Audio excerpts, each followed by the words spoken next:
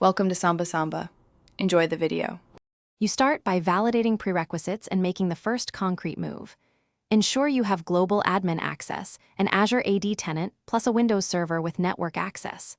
Once ready, install Azure AD Connect and choose the sign-in method, password hash sync for simplicity, pass-through for on-prem validation. Make a filtering choice, domain, or attribute.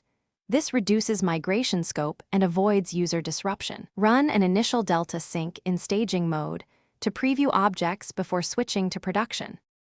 Next, you focus on detailed execution, attribute mapping, and identity behavior.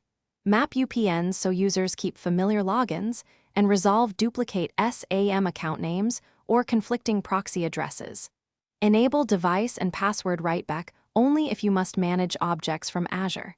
Configure hybrid Azure AD join for devices and set conditional access and MFA policies for pilot groups.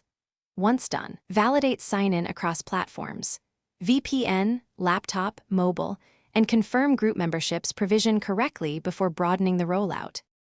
For the final steps, execute the cutover and tidy your environment. Schedule a cutover window, switch Azure AD Connect from staging to active, and monitor a full sync. Verify users authenticate and that devices are hybrid joined. After stable operation, remove old sync tools and update DNS records and GPOs to reflect Azure authentication. If something goes wrong, focus troubleshooting on AAD Connect sync errors, Windows event logs, and network or firewall blocks. These are the most common root causes, so check them first and iterate. Thanks for watching. Consider subscribing if we helped you.